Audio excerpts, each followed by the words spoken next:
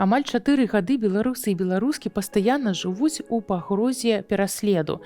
Раней мы казалі пра такую сітуацыю, як пра зацягнуты стрэс. Цяпер гэта ўжо іншая сітуацыя. З псіхалагіняй Вольгай Велічкай мы пагаворым, як выглядае цяпер неўроз, што з ім рабіць, як яму даць рады. А яшчэ мы з ёй абмяркуем, што адбываецца з тымі людзьмі, якія чыняць гвалт. Сваім досведам з намі падзеліцца чалавек, які шмат насаліў рэжыму Лукашэнкі, якога шукаюць не толькі ў Беларусі. Сергей Беспалаў падзеліцца з намі, як ён захоўвае свой ментальны стан.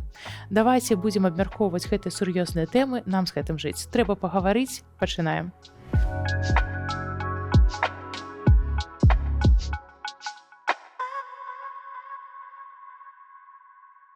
Вольга, у Беларусі некалькі крымінальных справаў заведзена цябе, ты нават у вышуку Інтэрполе. Скажы, калі ласка, вось гэтая з'ява, яна неяк цісне на цябе, натхняе яшчэ мацней працаваць. Як увогуле ты сябе адчуваеш такой сітуацыі? Яна ніяк не ўплывае на маё жыццё. У мяне, я ведаю, што ёсць 3 крымінальных справы. Я не магу нават сказаць, якія артыкулы. Тое, што я у вышуку і ў Інтэрполе, я нават не ведаю, пра што думалі тыя людзі, якія вось рабілі запыт у Інтэрпол і зрабілі запыт в эту расійскую там нейкую базу. Так. Вот. І мне падаецца, што яны спрабуюць надаць вот этой медыйнасці этой гісторыі, зрабіць тое, што вот мы там пра вас памятаем, вы як бы там у нас пад наглядам, альбо там не пад наглядам. Калі шчыра, гэта вось калі было журналісты запыталі ў мяне, што я думаю про тое, што я в этой базе расійскай, я сказала, што у меня там памідоры зацвілі. Не то, што зацвілі, а завязі абразавались. І мяне вельмі цікавіць вось гэты працэс. Рэальна, это ніяк не ўплывае на маё жыццё. У Беларусі працягваюцца рэпрэсіі ўжо які год, і падавалася б ужо, каго можна яшчэ там затрымліваць, уже все затрыманы, уже все штрафаваны, але працягваюць і затрымліваць людзей, і штрафы даюць гэтыя бясконцы. Вось як ты думаеш, вот гэты стан, калі ў любы момант могуць па цябе прыйсці, па тваіх блізкіх прыйсці, як гэта адбіваецца на чалавеку?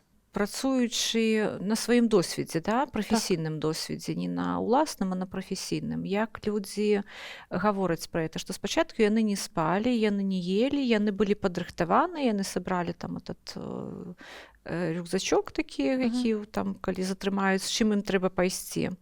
Шмат хто пагаварыў з роднымі, дамовіліся, хто там перадачы будзе насіць, хто з дзецьмі застаецца. Некі план. Да, то бок людзі склалі план, і пэўны час яны жылі, што вось, за мной прыйдуць.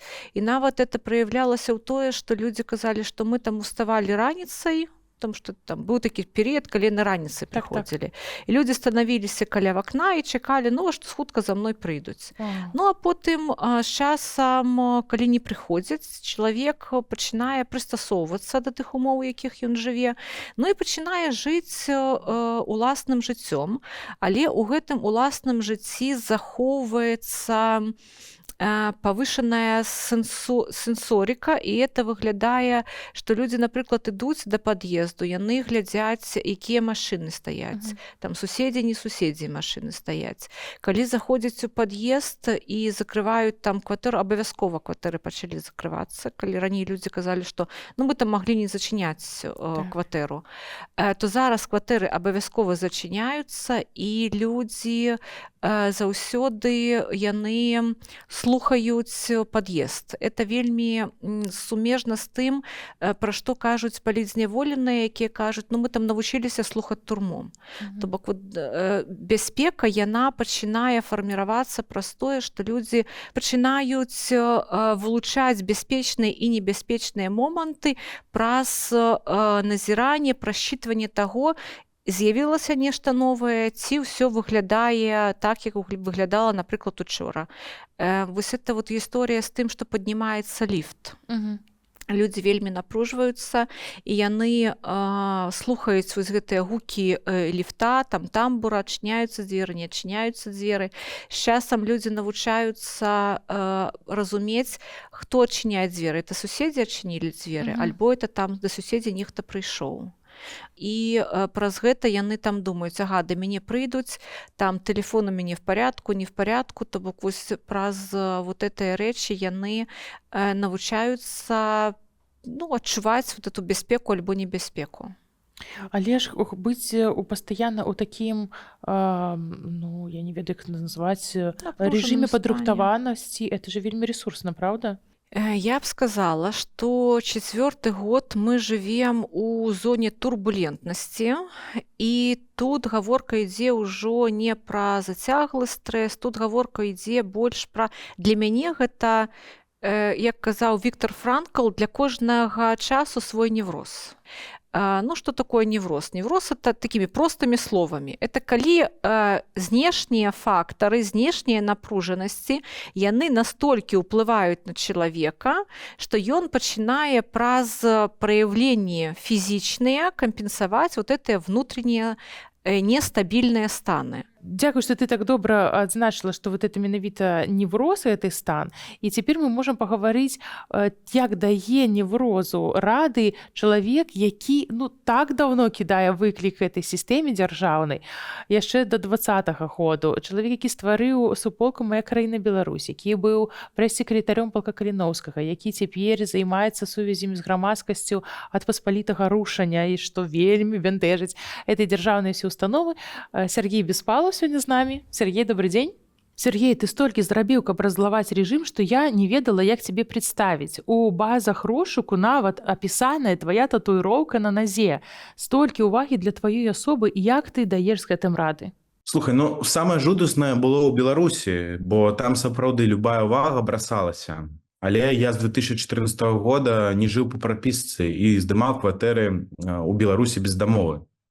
Калі ўжо жыў у Киеве, гэта 2021 год, то Заронак у сваёй этэры казаў, што мяне заб'юць у любой кропкі міра. І вось прайшло 4 гады, а я жывы. Уся гэтая ўвага звязана ў першую чаргу з маёй медыйнай працай. Таму, калі я вырашыў ісці ў медыаполе, я разумеў, што будзе і ўвага. Ну, дастаць тут мяне за мяжой яны не могуць, таму сплю спакойна, асабліва ніяк не перажываю. За табой самім гналіся сілавікі, добра, што не дагналі. Твайго сябра Ігора Лосіка забралі ў палон. Раскажы, як ты вось гэта перажываў? Гэта сапраўды было такое жорсткае затрыманне, і для мяне гэта стала такой важнай кропкай. У той момант я зразумеў, што гэта ўсё, што прыйдуць і да мяне, і пытанне толькі часу. Хоць я і жыў у канспіратыўнай кватэры, але я разумеў, што хавацца ў Беларусі там месяц, два, год, дзесяцігоддзя, асабліва калі ты ў медыаполе, ну гэта проста немагчыма, і рана или позна мяне затрымаюць. Таму я вырашыў, што варта як мага хутчэй пакінуць Беларусь. Гэта было ў канцы чэрвеня 2020 году. Я спачатку з'ехаў у Расію, потым у Прагу, ну а потым у Кіеў. Цяпер ты з'яўляешся прэс-секретарём паспалітага рушання. Гэта вельмі вялікі галаўны боль беларускіх сілавікоў і асабліва церацеля. Раскажы, калі ласка, чаму ты ўвогуле, перажыўшы ўсё вось гэтае, узяўся за такую справу? Ну, калі я прыехаў з Кіева ў Варшаву, я пазнаёміўся са шмат хлопцамі з паспалітага рушання. Ну і зразумеў, што трэба нешта і тут рабіць. Плюс тут шмат хлопцаў у паспалітым рушанні. Яны былі былымі ваярамі палка, асабліва тых, хто трэніруюць. Вось. Ну, яны мяне запрасілі, сказалі, ці мог бы я дапамагаць ім у медыа. Я спачатку паказаў, што я магу, ну і пазней яны мяне ўзялі галоўным па медыа-часткі. Шчыра кажучы, я асабліва такой увагі да сябе не бачу з паспалітага рушання. Ну, тое, што злую, ну, я злаваў заўсёды, то бок, ну, медыа, ёсць YouTube, ёсць «Мая краіна Беларусі», шмат іншых. То бок гэта толькі плюс адно экстрэмісцкае фарміраванне, скажам так. Ну і там і калі ў полк далучаўся, і калі там «Маю краіну Беларусь» ствараў. Я разумеў, што ну, ўсё небяспечна. У Беларусі зараз ну, нават спартыўныя гэтыя навіны прызнаюць экстрэмісцкім фарміраваннем. То бок, калі захочуць, то тут не трэба нічога. Пры гэтым, ну, яны раскручваюць, што мы там нейкія тэрарысты, хаця хлопцы проста, ну, займаюцца мілітары тэматыкай, ездзяць там на палігоны, граюць страйкбол, тактыку, але ўжо тут зрабілі быццам бы мы там заўтра, паслязаўтра ідзем на Беларусь. Перажыўшы столькі ўсяго, ты маеш адначасова і ўнікальны досвед, і досвед такіх жа людзей, як і ты, якія таксама праходзяць праз гэты шлях вялікай увагі сілавікоў да сваёй асобы. Што ты можаш параіць, як захаваць свой ментальны стан стабільным? Я лічу, што галоўнае трымацца, і час ад часу, асабліва вось я зразумеў зараз, трэба адпачываць, выключацца ад навіннага полю, бо сапраўды можна паехаць дахам, таму што заўсёды апошнія часы навіны і стужка навін з Беларусі гэта выключна негатыўная, і калі ты цэлымі годзямі жывеш у негатыве, то сапраўды твой дах пачынае, на жаль, падцікаць. Таму галоўнае гэта адпачываць, хаця я разумею, што цяжка гэта, што вот я працую, і як я, заставлю там той же праект «Мая краіна Беларусь» і пайду ў адпачынак. Але, трэба гэта рабіць, бо калі не будзеш гэта рабіць, то сапраўды будзе потым на псіхалагічным стане вельмі цяжка. Плюс мне яшчэ дапамагае спорт. Я, напрыклад, люблю пабегаць. Для мяне гэта такая спецыфічная медытацыя. Гадзінку ў дзень пабегаў, навушнікі ў вушы, любімая музычка, і ўсё. Гэта таксама дапамагае, калі ты... Магчыма, у кагосьці іншыя ёсць медытацыйныя планы, у мяне асабліва гэта бег. Сергей, дзякуй шчыра, што пагаварыў з намі, падзяліўся сваімі перажываннямі, сваім бачаннем сітуацыі. Да сустрэчы. Дзякуй. Жыве Беларусь. З твайго прафесійнага бачання, ці ёсць нейкая тэндэнцыя вось гэта невротычная? Я б абапіралася, таму што калі мы тут будзем разважаць, ёсць невроз, няма неврозу, тут няма статыстыкі па дыягназах, але ж ёсць, якія лічбы ёсць. Колькасць памерлых, і яна расце. Колькасць людзей, якія хварэюць на анкалогію, яна стабільна расце. Колькасць дыягназаў сардэчна-сасудзістай сістэмы, яна расце. Колькасць людзей, якім усталёўваецца інваліднасць, яна расце. То бок дзяржаўная нагрузка на сацыяльную сферу, яна пашыраецца. Пры гэтым, наадварот, адбываецца адток кадраў. Людзі не ў стане думаць і прыдумваць і удасканальваць сацыяльныя паслугі, сацыяльныя паслугі аховы здароўя, школьныя паслугі, адукацыйныя паслугі. То бок вось стан людзей расце, негатыўныя лічбы яны растуць, а якасць паслуг сацыяльных яна зніжаецца. І калі мы паглядзім, тут вішенкай на торце з'яўляецца, колькі дзяцей нарадзілася в Беларусі, і это шакуючыя лічбы, таму што ў вайну дзяцей больш нараджалася на тэрыторыі Беларусі. А далей, калі мы паглядзім, колькі сямей стаіць на ўліку як сацыяльна небяспечна, это каля 10 000. Ёсць эта інфармацыя на сайце Міністэрства сацыяльнай абароны. І што такое 10 000? Это невялікі гарадок, это вельмі шмат. А мы этих 10 000 помножим, это ж не один дзіцёнак, у яго ёсць брат, сестра, мама, тата, то бок якая будзе лічба. І калі мы дадамо, колькі беларускіх дзяцей нарадзілася ў Польшчы, вось тут недавно мы бачылі, і вот мы это лічбы, паглядзім толькі на лічбы, рэальна сітуацыя выглядае недобра. Не недобра, сітуацыя выглядае песімістычна. Так, натуральна, што мы не сможам змяніць гэтую сітуацыю глобальна пакуль што на сёння, але мы можам пагаварыць, што кожная можа зрабіць, напрыклад, са сваёй уласнай галавой, са сваім уласным станам. Я думаю, што людзі, якія робяць вось гэтыя, накручваюць гэтыя рэпрэсіі, яны робяць гэта свядома. Яны робяць это асэнсавана, у іх ёсць план, і яны разумеюць, дзе яны могуць надавіць. Вось гэта вельмі такая апошняя гісторыя, калі 23 студзеня прыйшлі да жонак, да сем'яў палізняволеных. Для мяне это натуральна выглядае на тое, што это дело, я называю это дело жон изменников Родины. Так. Но это вельмі натуральна, калі ў 7 гадзін раніцы, калі людзі спяць, жанчыны спяць з дзецьмі. Яны прыходзяць і забіраюць гэтых жанчын, забіраюць матуль у дзяцей і кажуць, как-то там решите, с кем будет ваш ребенок. И вот эта вот такая фраза, ну, это не мы, это нам приказали. Чтобы мы могли, мы бы так бы никогда же не сделали. І вот эта вот гісторыя, яна пра што кажа? Яна кажа пра тое, што нават у створаных імі для іх саміх жа даволі жорсткіх такіх умовах, як бы выжывання, яны хочуць заставацца людзьмі. Яны ж, это же оправдательная позиция. Это позиция оправдать себе. Это не я, это мне сказали зрабіць. І вось такія моманты, яны, калі атрымліваюцца, калі збіраецца некалькі акалічнасцяў. Першае, это калі адбываецца абезлічванне асобы. Калі, ну вот это чему в турмах все побритые и в робах, ну потому что все павінны быць падобныя адзін на аднаго, каб не было, каб тыя людзі, якія працуюць, у іх не было напругі разглядзець у гэтых там злачынцах асобу. Это першае. Другое, калі існуе, ствараецца такая умова, што што б ты не зрабіў, гэта не твоя адказнасць. Ну, то нам кажуць, но это не мы, это вот адказнасць кагосьці іншага. Ну і трэцяе, яны разумеюць, што б я не зрабіў, мне нічога за это не будзе. І вот калі ёсць спалучэнне этих трох фактаров, яно фарміруе тое, што мы сёння, это вот, як я разумею, яно фарміруе тое, што сёння мы бачым у беларускім грамадстве, і больш за тое, тут грамадства это палова справы, што мы бачым у выбудоўванні дзяржавы як інстытуцыі.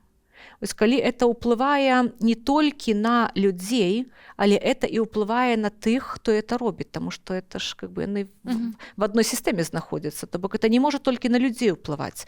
І мы даволі часта гаворым пра тое, а як это на людзей ўплывае, што адбываецца з людзьмі, і мы мала гаворым пра тое, а як это ўплывае на супрацоўнікаў міліцыі, як это ўплывае на памежнікаў, напрыклад, як это ўплывае на супрацоўнікаў пенітэнцыярнай сістэмы, што адбываецца з адміністрацыяй, напрыклад, там паліклінік і шпіталёў, што адбываецца з чыноўнікамі. На іх это таксама ўплывае. То бок мы все в адной лодке, альбо в адной камунальнай кватэры. Это вельмі цікавая гісторыя, тому што нам потым все адно, як ты кажаш, трэба будзе жыць разам. Натуральна, это хтосьці там прыхільнік судоў, хтось яшчэ, але ну, як бы людзі, яны не ўлятуць на Марс, гэтыя людзі, так? А ты можаш апісаць, вось, як бы чалавек, ён сябе апраўдывае, які робіць злачынства. Але што далей? Это неяк як ну, распушчае яго свядомасць, это расчапляе яго адчуванне сябе як асобы. Што это за працэс?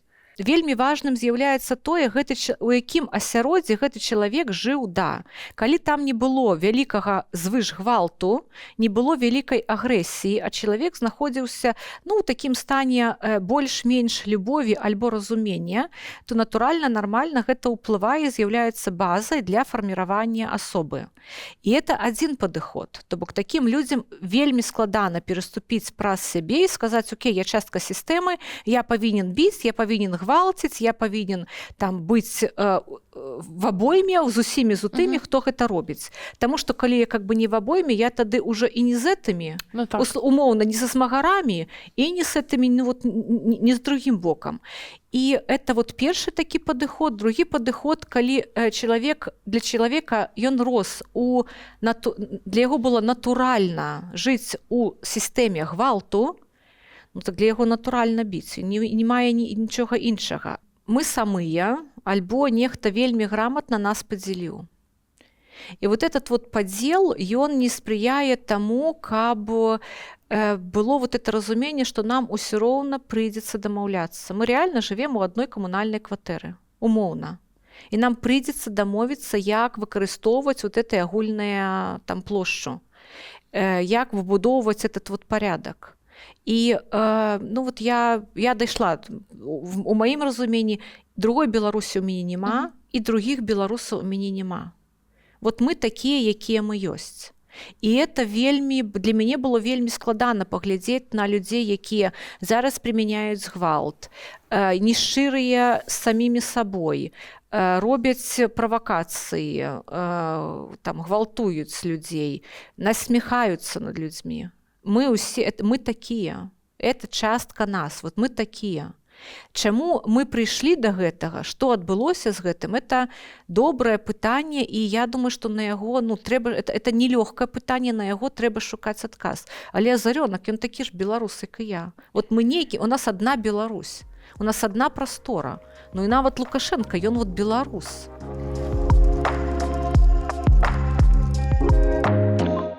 Вольга, жыццё з такімі людзьмі, у якіх ты апісала, у такой умоўнай камунальнай кватэры, ці можна назваць это працяглым стрэсам? Калі ты жывеш у такім стане, пры вялікай напрузе, і не ў тваёй уладзе выключыць гэтую крыніцу напругі, што можна зрабіць? То бок, раней мы гаварылі, што калі вы вось у гэтай небяспецы, што да вас могуць прыйсці, мы абмяркоўвалі вось тваімі калегамі, што добра мець план, добра там ацэньваць рызыкі, але праз 4 гады ўжо сітуацыя іншая. Як ты думаеш, як можна сябе падтрымаць у такой сітуацыі? Я думаю, што дакладнага, чёткага алгарытму няма.